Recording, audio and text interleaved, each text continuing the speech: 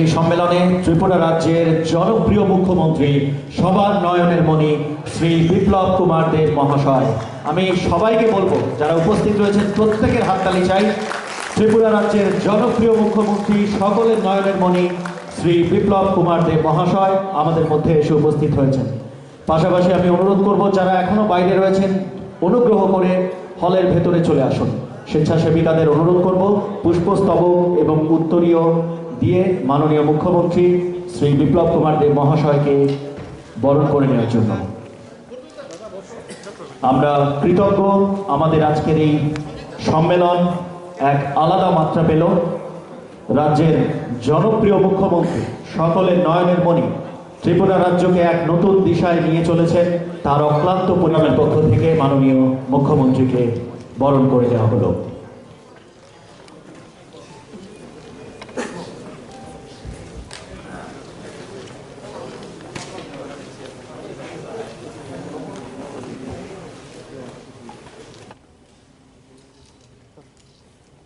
বন্ধুরা, রাজ্যের বিভিন্ন প্রান্তে আমি ঘুরি যাই, এখানে অনেক সাংবাদিক বন্ধু আছেন যে আমার সঙ্গে ব্যক্তিগত কোনো সময় কথা হয়েছে, বা এমন কিছু সাংবাদিক বন্ধুরা এখানে রয়েছেন যাদের সঙ্গে হয়তো বা আমার কোনোদিন সামনাসামনি দেখাও হয়নি, অথচ দূর থেকে আপনারা সেগুলো কভারেজ করে শহরতলিতে পাঠানোর ব্যবস্থা করে। বন্ধুরা, সংবাদ মাধ্যম, ভারতীয় সংবাদ মাধ্যম, আমি কি বলছি, সংবাদ মাধ্যম আর ভারতীয় সংবাদ মাধ্যম। ভারতীয় সংবাদ মাধ্যমের যদি প্রেক্ষাপটে আমি যাই, কি দেখব, প্রখ্যাত সমাজসেবী রাজা রামমোহন রায়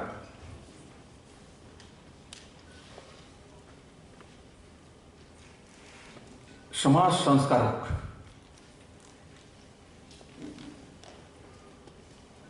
সতীদাহ প্রথা রোধ করা, সমাজকে জাগৃত করা, সমাজের মধ্যে ওপিনিয়ন তৈরি করা,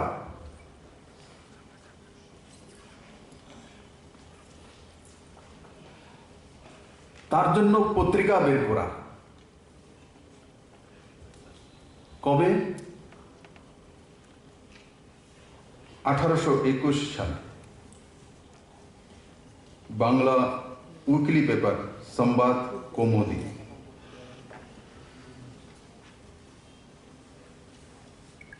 কিসের জন্য বের করেছেন?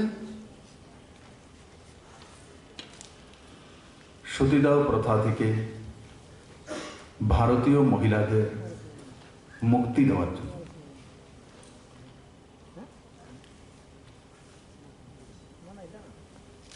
(1822 সালে এক ফরাসি পত্রিকা উনি বের করেছে, তার নাম কি ছিল? মীরা তোলকরি। সাংবাদিক আজিমউদ্দিন খাঁ 1857 সালে 8 ফেব্রুয়ারি পেয়ামে আজাদি দিল্লি থেকে পত্রিকা বের করেছে। আমি তাদের নাম কেন বলছি, সেই পত্রিকার নাম কেন বলছি? প্রথমে বলেছি भारतीय संबाद माध्यम और संबाद माध्यम। भारतीय संबाद माध्यमेर शुरुआत राष्ट्रवाद, राष्ट्रचिंतन, समाज सेवा तार उपरे ভিত করে তৈরি হওয়া।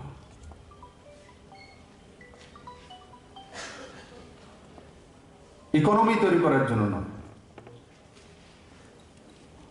পরবর্তী সময় তার বিস্তার হয়েছে।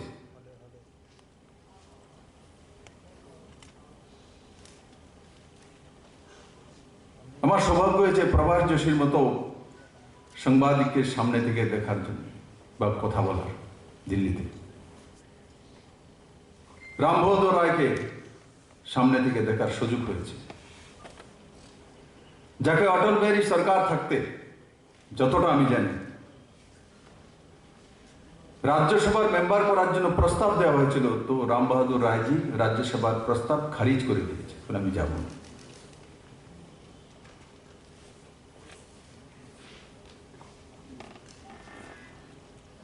এখানে মঞ্চে এবং সামনে যারা আছেন ওনারা সবাই প্রভাস যোশীকে জানি আমরা। নিষ্পাপ নিষ্কলঙ্ক চরিত্র।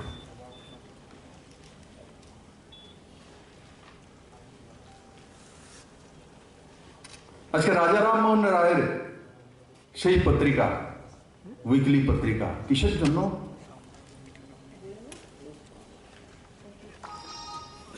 মহিলা সশক্তিকরণের জন্য।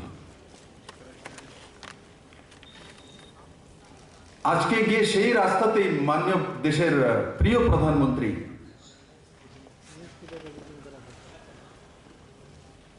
উনিও সমাজ সংস্কারক। উনি শুধু রাজনীতিজ্ঞ নন, অ্যাডমিনিস্ট্রেটর নন, উনিও আধুনিক ভারতে 3 তালাকের পরিসমাপ্তি ঘটিয়েছেন।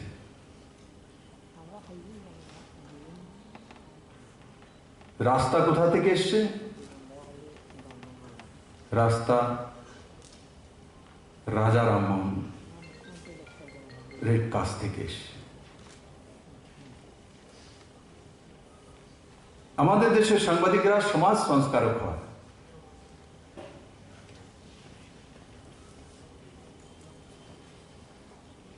সামাজিক পরিবর্তন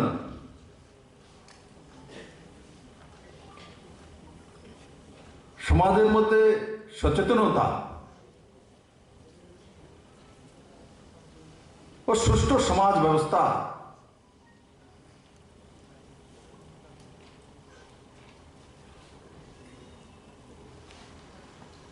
তৈরি করতে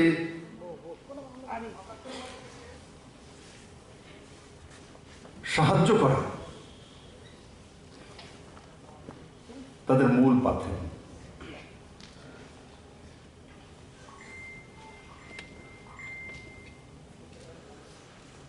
বন্ধুরা,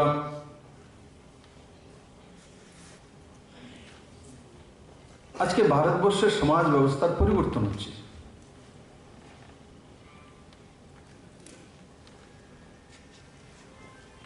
সত্তরের দশকের একটা জামানা ছিল পুরো দুনিয়াতে, কি সমাজতন্ত্রের প্রভাব।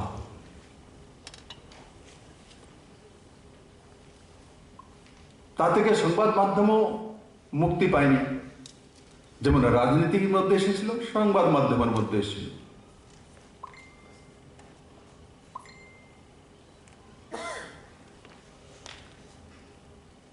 আজকে 2020 সন, 70-এর দশকে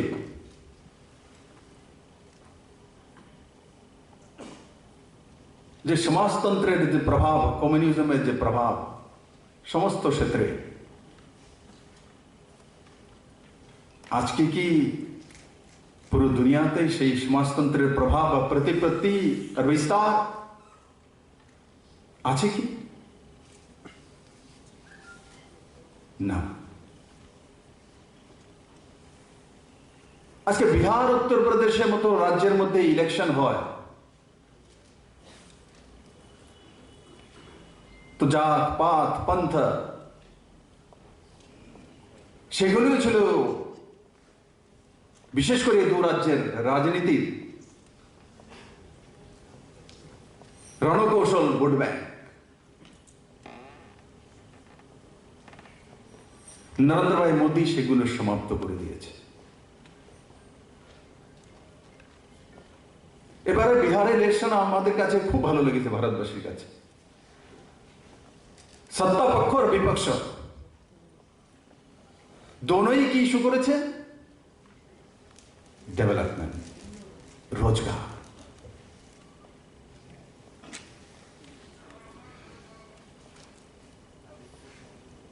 এই সমাজ সুধার কে করেছে? কার কারণে হয়েছে? মাননীয় প্রধানমন্ত্রী নরেন্দ্র মোদীর কারণে হয়েছে।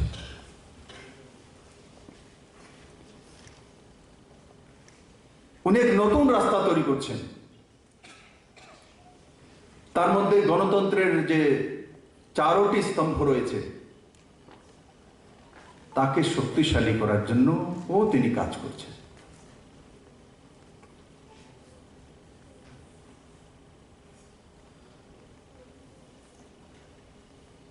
আজকে আদালতের রায়ে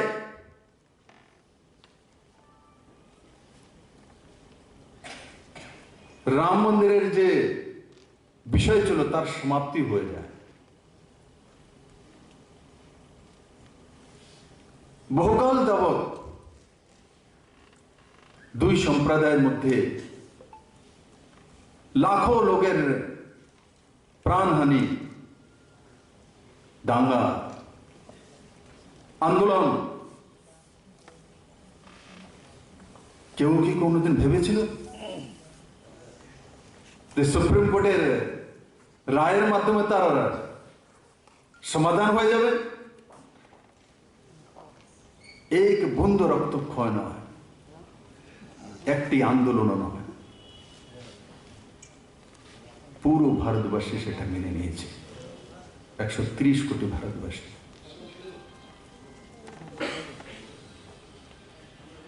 আগে কি ভারত সেই দিশাতে ছিল? যারা মঞ্চে আছে, যারা সামনে আছেন আমার পত্রকার বন্ধুরা, কেউ কোনদিন কল্পনা করেছিলেন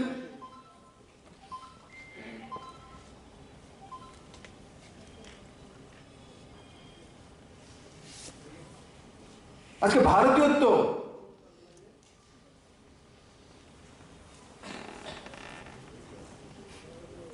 এক নতুন রূপ নিয়েছে, নতুন দিশা নিচ্ছে? আমি সুপ্রিম কোর্টের কথা কেন বললাম? সেটাও একটা স্তম্ভ। সংবাদপত্রের বন্ধুগণ একটা স্তম্ভ। আমরা যেখানে কাজ করি সেটাও একটা স্তম্ভ। সবগুলো এক নতুন দিশায় যাচ্ছে।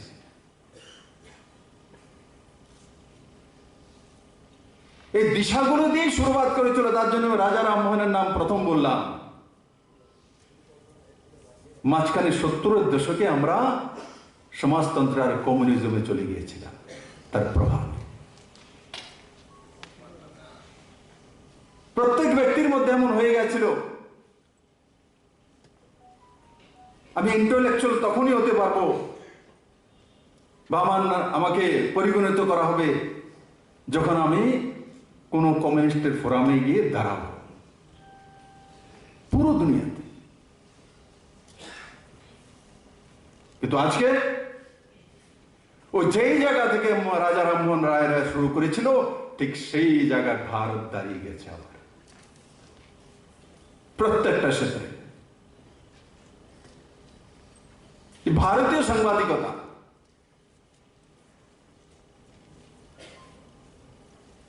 উদ্ধার করা সাংবাদিকতা নয়।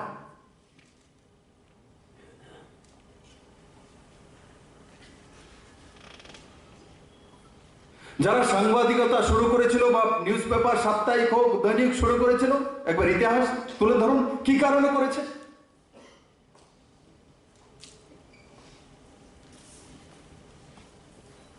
আজকে সাংবাদিকতার মধ্যে প্রফেশনালিজম এসছে। এটা একটা রোজগারেরও মাধ্যম, বড় মাত্রায় রোজগার,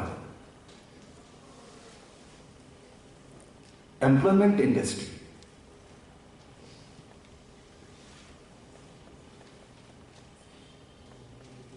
তো তার মধ্যে পারদর্শিতা আনা, প্রফেশনালিজম আনা।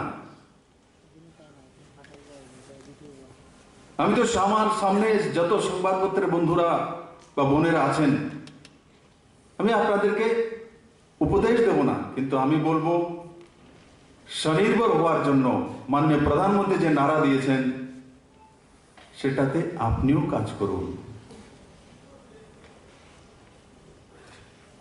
কেমন কাজ? আমি জানি যারা ডিস্ট্রিক্টে বা মহকুমাতে বা ছোট ছোট গ্রামের মধ্যে থেকে আসে। আমাদের মিডিয়া হাউসগুলি এমন শক্তিশালী নয় যে তাদেরকে 10,000 টাকা করে মাসে দিতে পারে। ও তো সামান্য কিছু একটা যাওয়া, তার পরিবার পালতে হবে, কোথা থেকে করবে?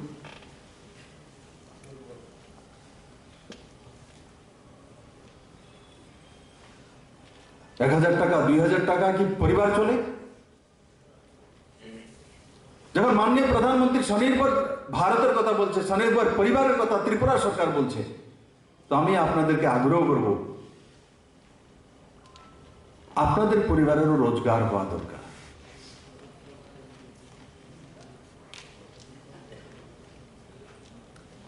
কমসে কম পরিবারের ডাল ভাত আর ছেলে মেয়ের এডুকেশনের ব্যবস্থা তো হওয়া দরকার।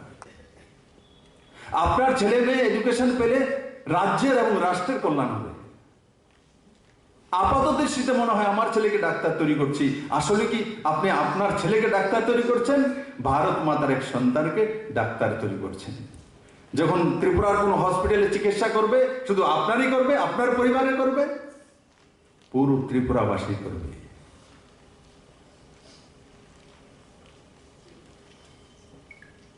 আপাত দৃষ্টিতে মনে হয় যে আমি আমার ছেলেকে সেই কোর্স করাচ্ছি, কিন্তু বৃহত্তর দৃষ্টিতে যখন আমরা কর্মক্ষেত্রে যাই, তখন আমরা রাষ্ট্রের এবং রাজ্যের হয়ে যাই। এই ভাষাগুলো থেকে আমাদেরকে 70-এর দশক থেকে সরিয়ে দেওয়া হয়েছিল।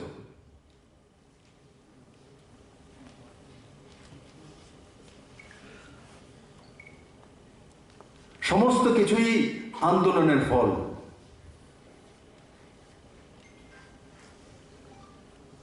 আন্দোলন না করলে কোনো পরিবর্তন হয় না।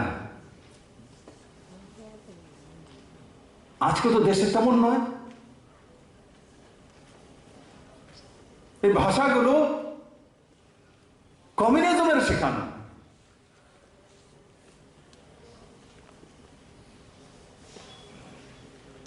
কিষাণ সম্মান নিধির জন্য কোনো কৃষককে তো আন্দোলন করতে হয়নি যখন কিষাণ সম্মান নিধি মাননীয় প্রধানমন্ত্রী লাগু করেছিলেন। পুরো দেশব্যাপী তো কোনো আন্দোলন হয়নি যে আমাদেরকে মাসে বৎসরিক 6,000 টাকা দিতে হবে, নাইলে সংগ্রাম চলবে। ভারতবর্ষের কোন প্রান্তে কোন ব্যক্তি দেখেছে কোনদিন?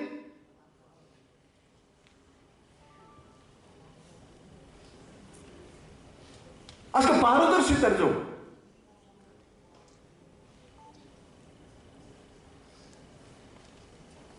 সেই যুগের আবিষ্কার করেছেন মাননীয় প্রধানমন্ত্রী নরেন্দ্র ভাই মোদী।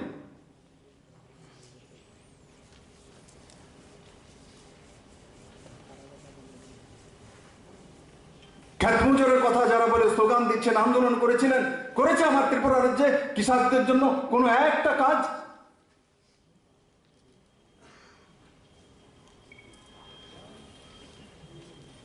আপনারা তো পত্রকারিতা রয়েছেন, বলুন তো আমাকে, মঞ্চে যারা আছেন বা সামনে আছেন,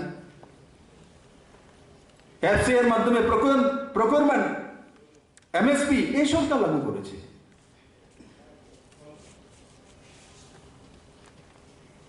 কিষাণ সম্মান নিধির মাধ্যমে 229 কোটি টাকা গরিব কৃষকের কাছে ডাইরেক্ট তার অ্যাকাউন্টে, কাউর আন্দোলন করতে হয়নি। এফসি এর মাধ্যমে প্রকিউরমেন্ট 86 কোটি টাকা সিধা কৃষকদের অ্যাকাউন্টে। এগুলো বাজেটের অতিরিক্ত টাকা। কেন্দ্র স্কিমে 80% কৃষকের ফসল বীমা রাজ্য এবং কেন্দ্র সরকার দ্বারা। ভারতবর্ষের মধ্যে হাইয়েস্ট ফসল বীমা ত্রিপুরা রাজ্যে। সয়েল হেলথ কার্ড, বর্গাদারের জন্য 50,000 বর্গাদারের জন্য কেসিসি লোন 7% ইন্টারেস্টে, টাইমে দিলে 4% ইন্টারেস্ট। বর্গাদাররা লোন পেতেন না, কারণ বর্গাদারের কাছে জমির মালিকানার কাগজে নেই। আগে আন্দোলন করিয়ে বলে দিতেন যে জমির তো মালিক নেই, আপনিও পাবেন না। কিন্তু এই সরকার কিভাবে করলো? কিভাবে গ্রামীণ ব্যাংক তার ব্যবস্থা করছে? যেটা জাগরণ পত্রিকার বিশ্বাসবাবু বলছিলেন, ঠিক বলেছেন, প্রচার নেই। কিন্তু আমি আপনাকে একটা কথা বলবো, আমি আপনাদের আশীর্বাদ পাই, আগামী দিনও চাইব আমি গ্রামে যাই, সভা থেকে বেরোনোর সময় 2-4 জন লোকের সঙ্গে কথা বলি। যখন বুড়ি মা এসে আমাকে বলে আমার ভাতাটা আটকে দিয়েছে, যখন আমি ঘোষণা করে দিই আপনি পাবেন এরিয়ারের সঙ্গে, চোখে হাসি আসে। এবং যখন জিজ্ঞাসা করি কল্যাণপুরের ময়দানে যে কিষাণ সম্মান নিধির মাধ্যমে এই মাঠের মধ্যে কে কে পেয়েছেন 6000 টাকা করে, তখন 1500 লোক হাত তুলে দাঁড়ায়। মানুষ জানে, গ্রামবাসী জানে কে কতটা কি পেয়েছে। কিন্তু আপনি সঠিক বলেছেন, আইসিএ দপ্তরের মাধ্যমে যে প্রচার প্রসার করা, সেটা আমিও সন্তুষ্ট নই। কিন্তু একটা কথা মনে রাখবেন, এই সরকারটা 25 বছর টানা কমিউনিস্ট সরকারের পরে এসছে, তার আগেও 10 বছর সরকার ছিল।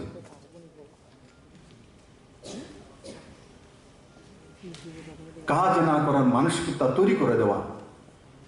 সরকারি চাকরি হয়ে গেছে মানে আপনার আর কোনো কাজ নেই। সরকারি চাকরি হয়ে গেছে মানে আপনার একটাই কাজ, পার্টি অফিসে যান আর মিছিল মিটিং করেন। সেটাই তো ত্রিপুরাতে পরম্পরা তৈরি করা হয়েছিল।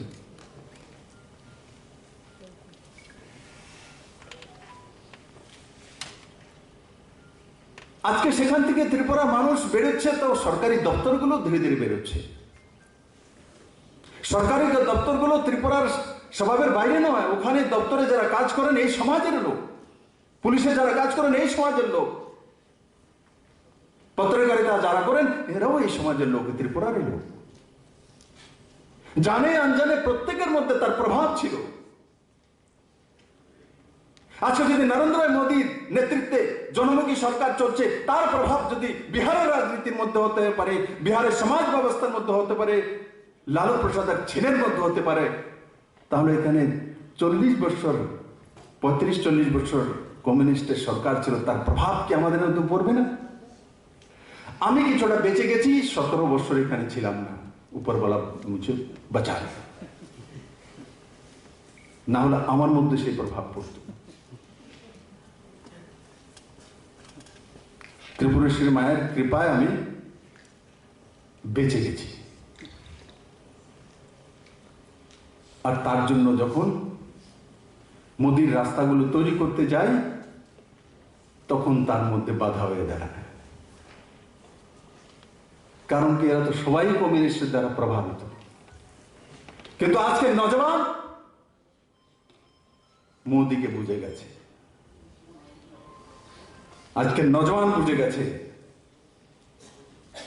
আজকে নজওয়ান আমাকে কমেন্টস করবে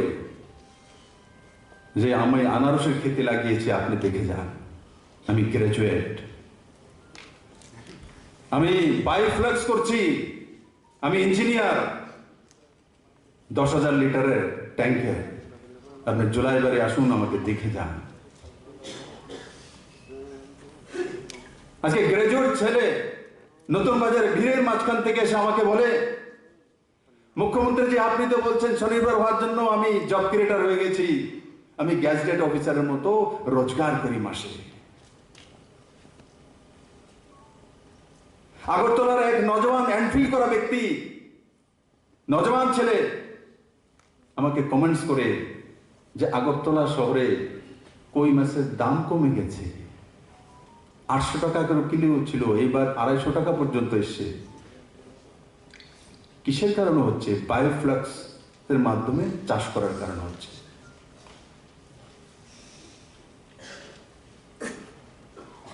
ইয়াদ করুন, প্রথম মুখ্যমন্ত্রী হওয়ার পর যখন আমি বলেছিলাম আমরা সবাই মিলে কাজ করি, যার যত যোগ্যতা আছে আমরা রাখবো, যখন তার দরকার হবে নিয়ে নেব, যখন ইন্টারভিউ আসবো দেব, যোগ্যতা থাকবে তো সেখানে চলে যাব। কিন্তু ঘরে বসে থাকবো না, কিছু কাজ করব। তার জন্য বলেছিলাম যে পশুপালন করব, হাঁস মুরগি পালবো। তখন বলছে দেখো কি করে, বিয়ে পাশ করলো আর মুরগা পালতো। কারা বলেছিল? কমিউনিস্টের মানসিকতা বলছিল। কারণ কি তাদের তো একটা কাজ ছিল, নজওয়ান হয়ে গেছে, তাদের তো ছেলে মেয়ে হওয়ার পরে খবর নেয় কবে বড় হবে, ভোটার কবে হবে আর কবে লাইনে যাবে।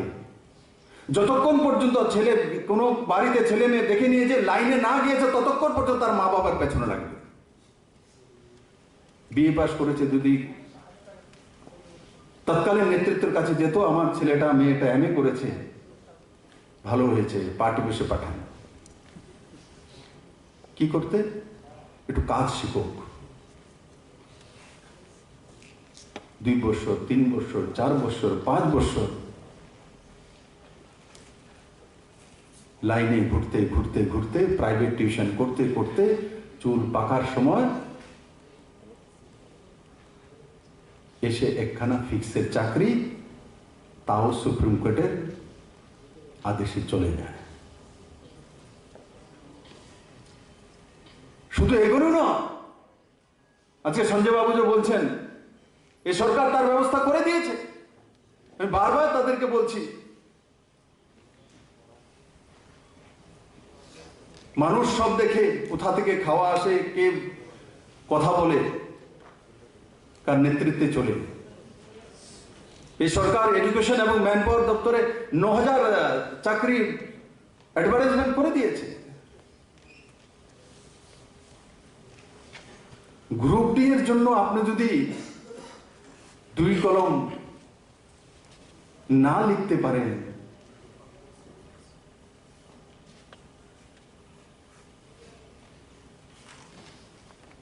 আর বলবেন সরকার এমনিতে এনে অফার দিয়ে দেবে, কোন জায়গাতে আছে, কোন দুনিয়াতে আছে, কোন রাজ্যতে আছে?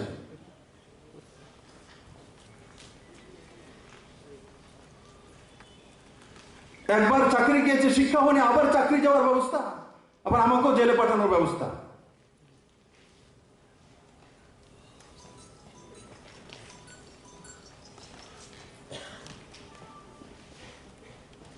আমি বারবার তাদেরকে বলছি যে সরকার যে ব্যবস্থাটা করে দিয়েছে তার মধ্যে ঝাঁপিয়ে পড়ুন, নিজের অধিকার পেয়ে যাবেন, সেটাই রাস্তা।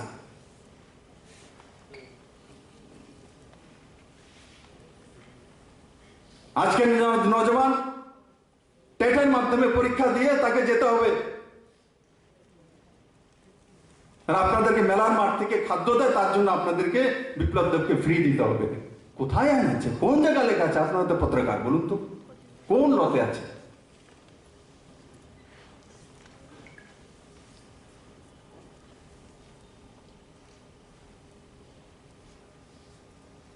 যা যা করার সরকার সবকিছু করে দিয়েছে। সুপ্রিম কোর্টে মানবিক দৃষ্টিতে দেখার জন্য আমরা হলফনামা করেছি, সুপ্রিম কোর্ট নাকচ করে দিয়েছে।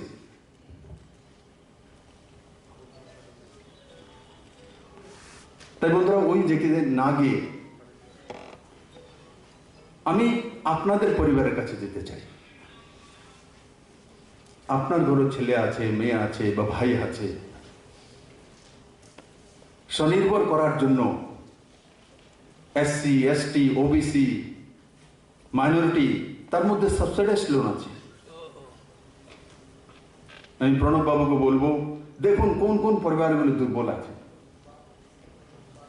তার মধ্যে কাকে স্বরোজগারী করা যায়। বাবা পত্রাধিকারিতা করছে, যদি ছেলেকে কিছু একটা করে দেওয়া যেতে পারে, এটা সাবসিডাইজ লোন দিয়ে কোন একটা রোজগারের ব্যবস্থা, তবেই গিয়ে পারদর্শী পত্রিকারিতা আসবে, না হলে পরনির্ভরশীল পত্রিকা চলে আসবে। তখন শারীরিকভাবে জনতার মত প্রকাশ হয়ে আসবে।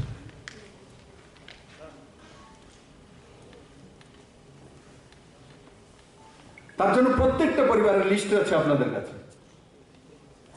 দেখুন কার কত মাসিক ইনকাম, এই পরিবারের মধ্যে কাকে কি সাহায্য করতে গেলে সেই পরিবারটা স্বনির্ভর থাকতে পারে, ও রাষ্ট্র চিন্তন করতে পারবে, রাষ্ট্র এবং রাজ্যের কল্যাণের জন্য, মানুষের জন্য লিখতে পারবে, মানুষের জন্য নিউজ কালেকশন করতে পারবে। আমি বললেই জ্ঞান দিলে হবে না,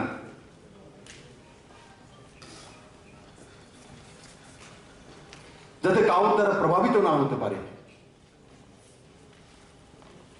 তবেই হবে যখন নিজের পরিবারটা স্বনির্ভর হয়ে যাবে।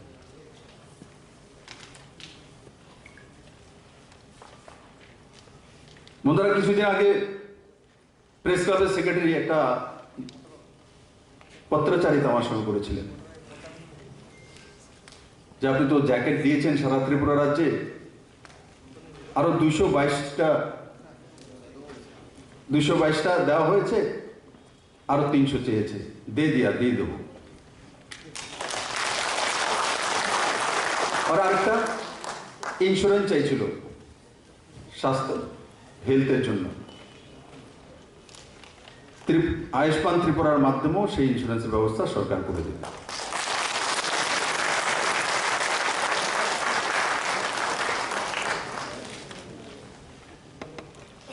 আমি দিচ্ছি না, এই হাততালি ত্রিপুরাবাসীর জন্য দিন, এই ত্রিপুরাবাসীর ট্যাক্সের পয়সা, বাজেটের পয়সা, আপনারও ত্রিপুরাবাসী। তার জন্য আমি চাইছি এই হাততালিটা আগামীবার যখন 1 বছর পরে আবার এই সেমিনার হবে, তো প্রত্যেকটা সংবাদপত্রের সঙ্গে যারা জড়িত রয়েছে ওনারা যাতে স্বনির্ভর হয়ে যায় আমার পরিবার।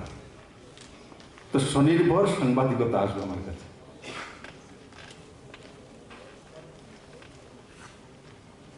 নিজের পরিবারকে আগে এস্টাবলিশ করুন, তারপর আপনার পার্শ্ববর্তী।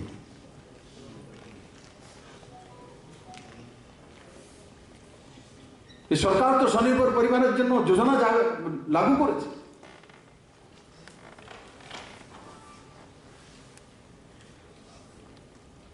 আজকে কই সেই কমিউনিজম মানসিকতা সম্পন্ন সেই বুদ্ধিজীবীরা? কেন জোলাইবাড়ি গিয়ে আমার সেই ইঞ্জিনিয়ার ছেলেকে জিজ্ঞাসা করে না তুমি মাছের চাষ কেন করো? হিম্মত আছে যাওয়ার জন্য? বলুন তো, ওই সময় যারা যারা বলেছিল একটা ফোন করে আপনারাই বলুন তো, যান না গিয়ে দেখুন ইঞ্জিনিয়ারকে জিজ্ঞাসা করুন তুমি মাছের চাষ কেন করো? তোমার হাতে তো মাছের গন্ধ চলে আসবে।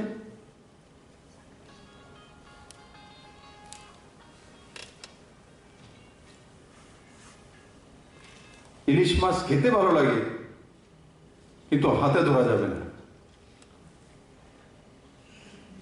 কারণ আমি গ্রাজুয়েট হয়ে গেছি, আমি ইঞ্জিনিয়ার হয়ে গেছি। এগুলো করে ত্রিপুরার নজওয়ানদেরকে সরকার নির্ভরশীল মানসিকতা তৈরি করা, পার্টি নির্ভরশীল মানসিকতা তৈরি করা, সেই দিকে ত্রিপুরার নজওয়ানদেরকে ফেলে দেওয়া হচ্ছে।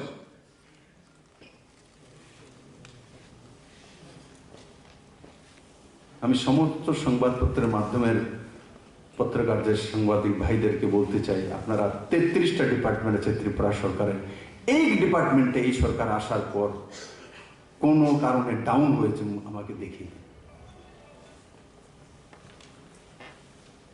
সমস্ত ডিপার্টমেন্টের মধ্যে অ্যাচিভমেন্ট এসে, প্রত্যেকটা ডিপার্টমেন্টে। যে বড় বড় মূল ডিপার্টমেন্ট, এডুকেশন, সবচেয়ে বেশি চাকরিজীবী মানুষ তার মধ্যে।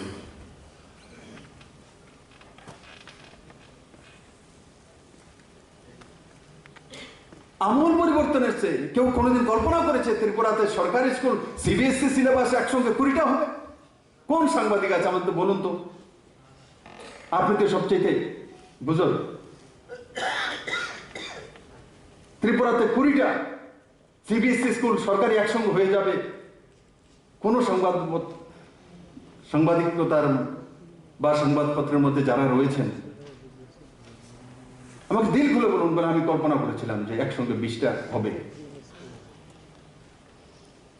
জয়ন্তবাবু কল্পনা করেছিলেন? একটু ত্রিপুরার পরিবর্তন হয়েছে। এনসিআরটি সিলেবাস একসঙ্গে লাগু করে দেওয়া হবে। এইচআইডি ডিপার্টমেন্ট সেন্ট্রালের বিশ্বাস করতে পারছে না যে এই কম সময়ের মধ্যে ত্রিপুরা এটা কিভাবে করেছে। টিম পাঠিয়েছে।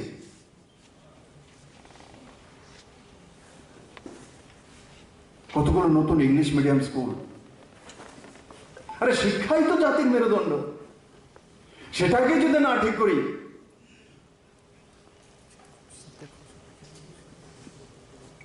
রতন বাবুর নামে দেখিয়ে দে, দেখো গাছের উপরে বসে টিচার পড়ায় ত্রিপুরাতে। এতে ত্রিপুরার লোকসান হয়নি, সাপে বর হয়েছে, লাভ হয়েছে। ন্যাশনাল মিডিয়াতে দেখো ত্রিপুরাতে শিক্ষা ব্যবস্থা চলছে সোশ্যাল ডিস্টেন্সিং মেনটেন করে। গাছের নিচেও ইউনিভার্সিটি আছে ভারতবর্ষে।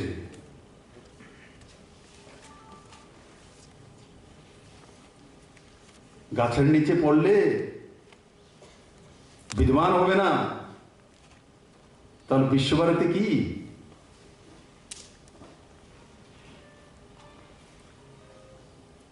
এগুলো করে ত্রিপুরা শিক্ষা ব্যবস্থাকে বদনাম করার চেষ্টা করা হচ্ছিল।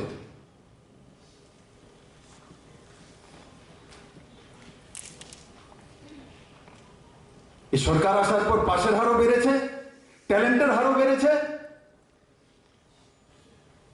ওর দক্ষিণে আমি খুব খুশি, একসঙ্গে 9টা মেয়ে, সবগুলো মেয়ে, 9টা মেয়ে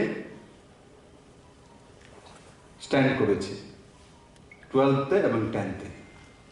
রেকর্ড এটা ত্রিপুরার বুকে।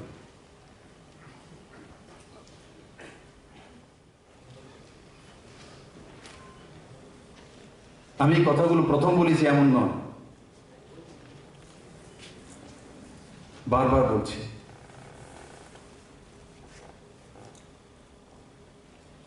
বিভ্রান্ত করে আমি রাজনীতি করি না, কারণ সেই ভাষা নরেন্দ্র ভাই মোদী শেখায় না।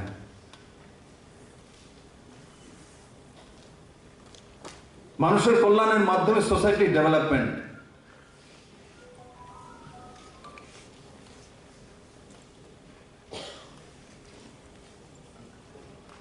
সমাজ পরিবর্তনের মাধ্যমে সত্তা পরিবর্তন,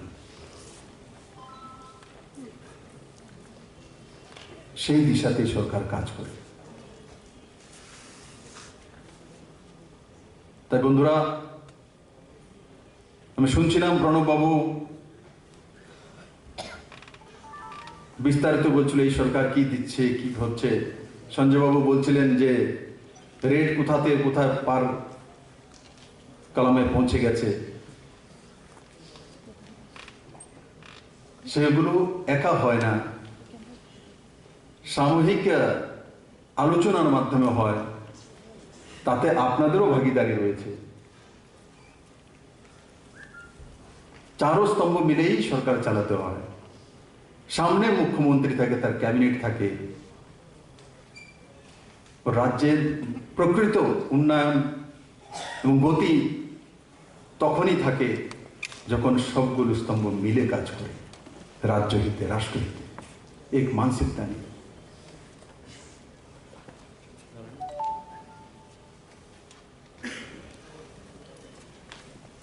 আমি আশা করি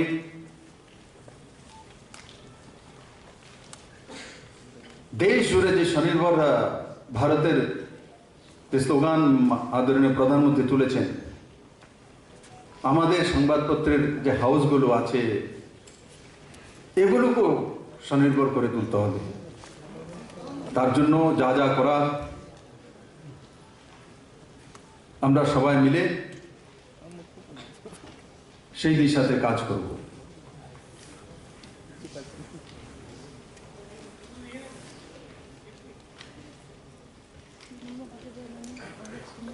বন্ধুরা,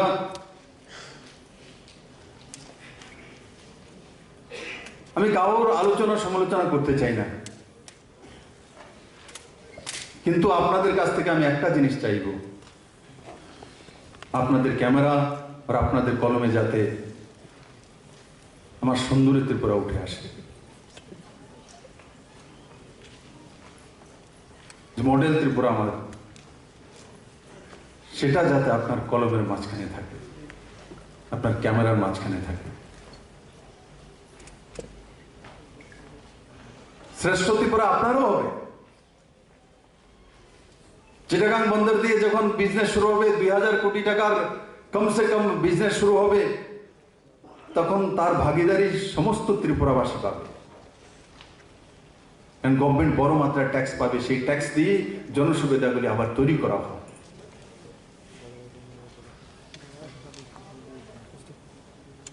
তাই বন্ধুরা, নর্থ ইস্টকে নিয়ে মাননীয় প্রধানমন্ত্রী যে স্বপ্ন দেখেছেন, ট্যুরিজমে ডেভেলপমেন্ট করা, ত্রিপুরাকে হীরা বানানো, হীরা প্লাস করে দেওয়া, আর নর্থ ইস্টের রাজ্যগুলো নতুন নতুন পেহচান তৈরি করা।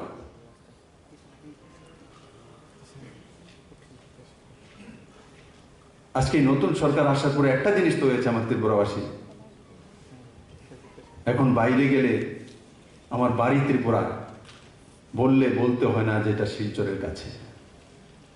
কেউ আর দ্বিতীয়বার জিজ্ঞাসা করে না ত্রিপুরাটা কোথায় আছে। আমি বহুকাল ত্রিপুরার বাইরে ছিলাম, যখনই বলতাম আমি ত্রিপুরার আমার বাড়ি, বলে দেব ত্রিপুরা কোথায়, তো বলতে হতো শিলচরের কাছে, গুয়াহাটি থেকে এত কিলোমিটার দূরে, কত কিছু বলতো। ভূগোল, ইতিহাস। আজকে 2.5 বছরে মানুষ ত্রিপুরাকে জেনে গেছে। কেন? কিসের জন্য জেনে গেছে?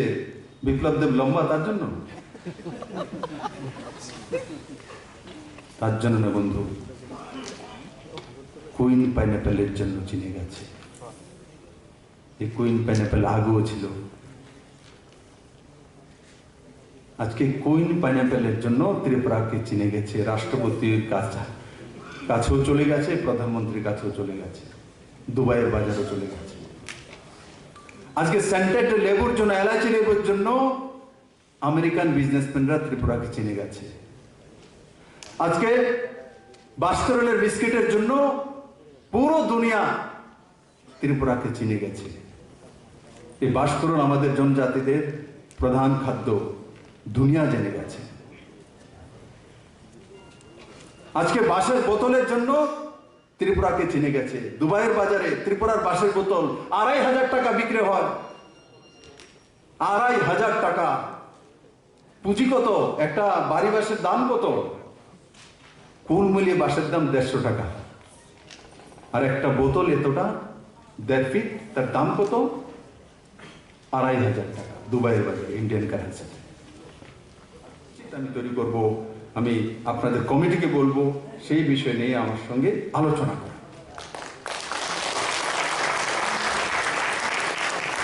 তাই বন্ধুরা, আমি আশা করব আজকের দিনের যে সেমিনার, তার নিশ্চিত সার্থকতা আসবে। আগামী 1 বছর পরে যখন আমাকে যদি প্রণববাবুরা ডাকে তাহলে আসবো।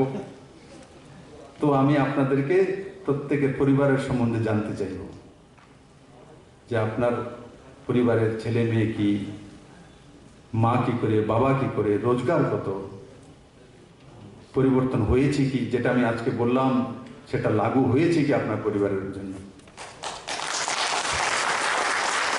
তো সেই বিষয়ে কথা বলবো। এক পারস্পরিক হৃদ্যতা তৈরি করতে হয়, পারিবারিক সম্পর্ক তৈরি করতে হয়। এটা ভারতবর্ষ, আমরা জয়েন্ট ফ্যামিলিতে বিশ্বাস করি। আর দেশের বাড়িতে তো আমরা জ্ঞাতি গোষ্ঠী মিলে এক গ্রামের মধ্যে থাকতাম। আমরা সেই ভারতবাসী। আমরা কেউ রাশিয়া থেকে আসেনি, চীন থেকে আসেনি। কেউ এসছে রাশিয়া থেকে, চীন থেকে, কেউ রাশিয়া চীন থেকে আসেনি।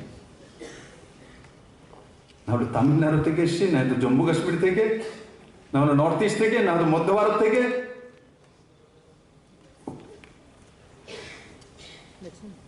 তার বাইরে থেকে আমরা আসি।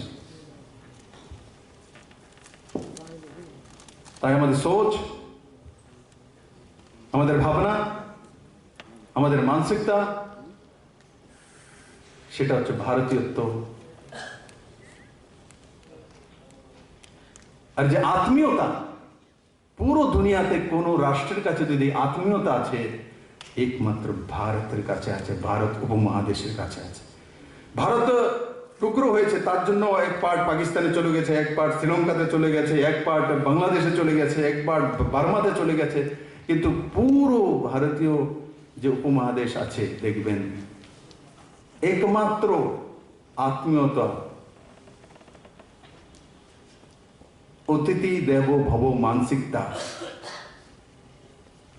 মানুষকে নারায়ণ রূপে দেখার মানসিকতা, গাছকে পুজো করার, পাথরকে পুজো করার মানসিকতা, কঙ্কড়ের মধ্যে শিব রয়েছে তার মানসিকতা ইউরোপে নেই, রাশিয়ায় নেই, চীনে নেই। তার জন্য 70-এর দশকের যে মানসিকতা এসেছিল, সেটাই আমাদের ভারতীয়ত্বের সবচেয়ে বেশি লোকসান করেছে। কিন্তু অটলজির নেতৃত্বে যখন কিষাণমুখী সরকার এসছে আর মাননীয় প্রধানমন্ত্রীর নেতৃত্বে 2014-তে নিরঙ্কুশ সংখ্যাগরিষ্ঠ সরকার এসছে, তখন সেই গান্ধীর সেই গ্রাম স্বরাজের যে পরিকল্পনা ছিল, সেই পরিকল্পনা বাস্তবায়িত হয়েছে। স্বচ্ছ ভারত বাস্তবায়িত হয়েছে, মহিলা সশক্তিকরণ বাস্তবায়িত হয়েছে, ইকোনমি বাস্তবায়িত হয়েছে, স্বরোজগার বাস্তবায়িত হয়েছে, সেলফ ইকোনমি বাস্তবায়িত হয়েছে। আজকে ভারত এক নতুন দিশায় চলছে। আমি আশা করি আমার সমস্ত সংবাদ মাধ্যম এবং সাংবাদিকরা যারা রয়েছেন, যারা এই মঞ্চে নেই, আমি তাদেরকেও বলবো, আমি আপনাদেরও মুখ্যমন্ত্রী, আমি 37 লক্ষ ত্রিপুরাবাসীর মুখ্যমন্ত্রী।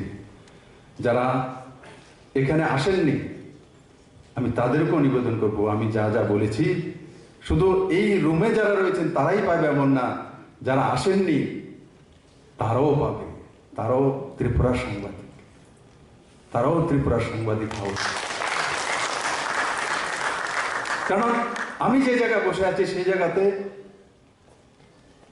এক জায়গা তেল দেবো, এক জায়গা জল দেবো, সেটা রাজধর্ম বলে না। সাংবাদিক তো এরাও ত্রিপুরা, আমি ওনাদেরকেও শ্রদ্ধা করি। কোনো না কোনো সময় সবাই মিলে আমরা কাজ করেছি। এই ত্রিপুরা একলা মুক্ত হয়নি। পৃষ্ঠা মুক্তিকে নিয়ে, সংবাদ মাধ্যম থেকে নিয়ে, বিজনেসম্যানকে নিয়ে, আম জনতা, সর্বোপরি মাননীয় প্রধানমন্ত্রী অমিত ভাই শাহ, এই সবাই মিলে ত্রিপুরার মুক্তি করিয়েছেন। সেই মুক্তির হকদার আমরা সবাই, আমি একলা নই বন্ধু।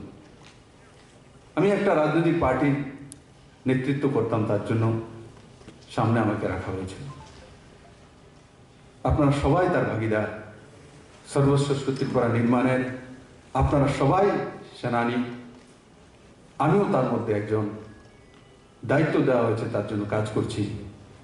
আমি আশা করি ত্রিপুরার সমস্ত সংবাদপত্রের মাধ্যমগুলো একত্রিত হয়ে এক মানসিকতা নিয়ে কাজ করবে এবং সর্বশ্রেষ্ঠ সংবাদ মাধ্যম ত্রিপুরার মধ্যে তৈরি করবে। সবাইকে অনেক অনেক ধন্যবাদ। জয় হিন্দ।